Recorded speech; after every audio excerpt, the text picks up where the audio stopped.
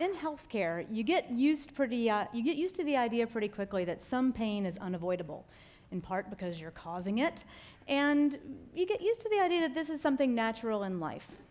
But I think that causing pain when it's unnecessary, or when you have a better solution, is at worst cruel and at best a bad idea.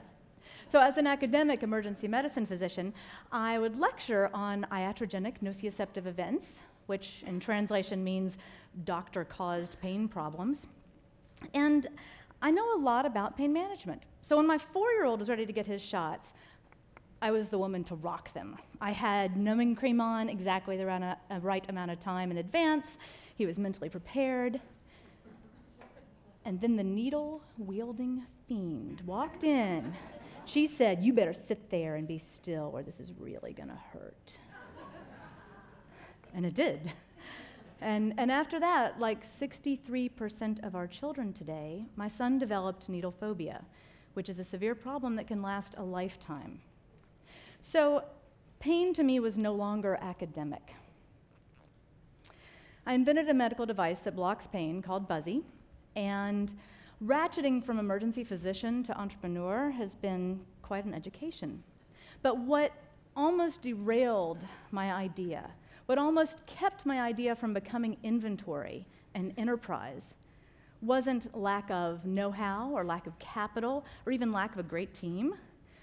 What almost derailed Buzzy was a lack of language. So to understand how language impacted my inventing, you have to know a little bit about pain and why shots hurt. Pain, it turns out, is transmitted along with the nerves that carry cold and vibration.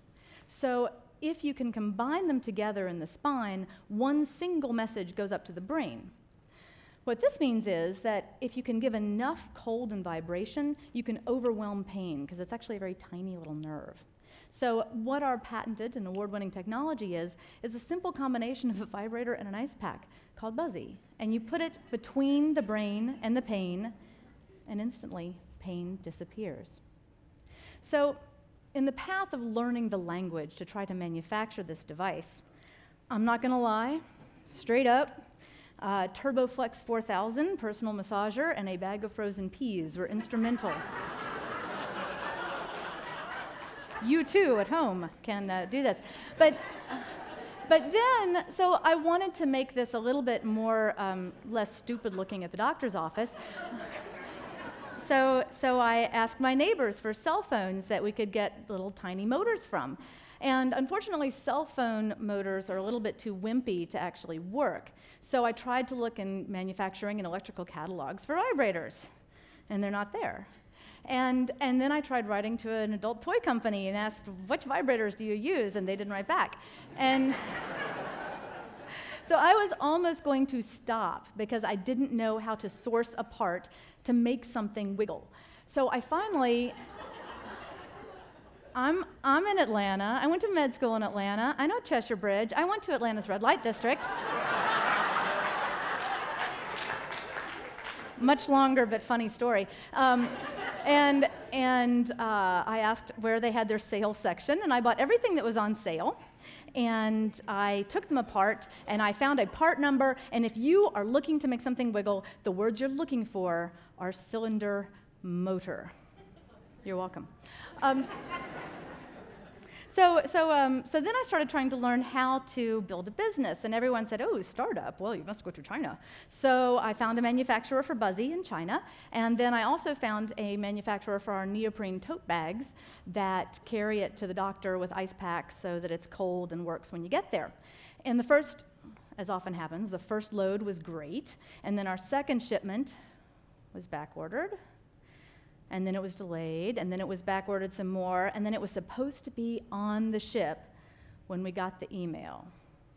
And the email said, "Our negligent night watchman has regrettably allowed a fire to occur, and our entire plant has been burned down, and all of my neoprene bags. We regret this incident, and the watchman has been burned." I'm pretty sure they meant fired, but I hope they meant fired, right? But language is important. So another place that language was a huge barrier for us was I decided I'd always wanted to be made in the US. And in fact, I wanted to be made in Georgia because I want to go up and be nosy and see what's happening. And so I wanted our tool back from our overseas manufacturers. And I supposedly had the tool crated, and they said they'd sent it.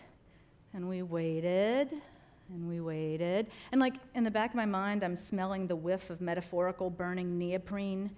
And we waited, and our supplies are dwindling. And finally, we got the phone call. Hey, is this Buzzy 4 Shots? We have a crate of mold here. It's 750 pounds of mold, and we were just going to throw it out because you don't really want us to ship 750 pounds of mold, do you? Well, what I didn't know, and by the fact that none of you are laughing, which you should be right now, is that the word mold and tool are synonymous when you're talking about the steel that you inject plastic into to make your device. So fortunately, it was too heavy to lift, so they didn't throw away my mold or my tool. And as of last week, our very first Georgia-made Buzzy came off of this tool, which is now manufacturing here. All right.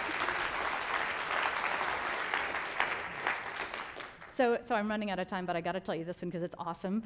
So it turns out if you want to hang something on a shelf at, say, Publix, which I'd love to, Buzzy, Publix, if you want to, then you need to make a little hole on your packaging, right? And so the hole on the packaging right up there, couldn't find the name for it. Tried to describe it, tried to sketch it. It's called a Euro slot. And if you want to make a box that pops open automatically, it's an auto bottom. I know, right? So all of these little barriers were more or less bumps. But the biggest problem, the biggest barrier that I think language has caused my business was, in retrospect, iatrogenic, which means caused by a doctor, which means me. My biggest problem was that I named the company Buzzy 4 Shots. I got a $1.1 million NIH grant to study shots, and that's how I funded this project. And so I got stuck on shots. So I proved that Buzzy worked for sharp pain. It worked for IVs. It worked for injections. It worked for finger sticks, tattoos.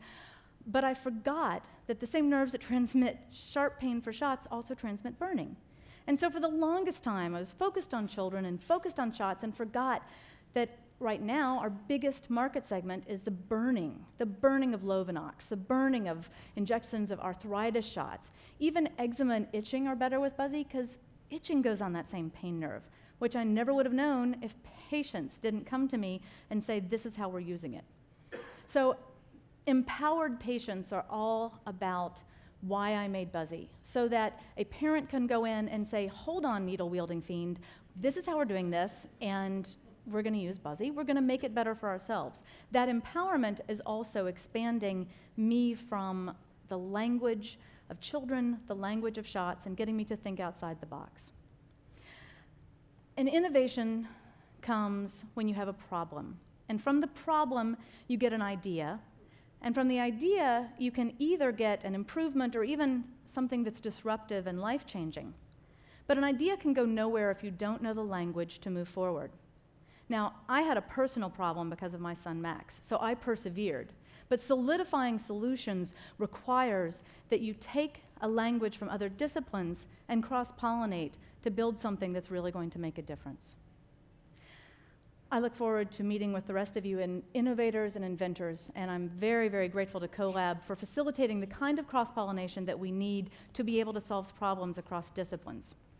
I also look forward to learning three-letter acronyms from you that I may not know, and telling you about how Buzzy is changing lives. As of last week, we have sold 33,000 by word of mouth online, which truly speaks to the power of language. Thank you.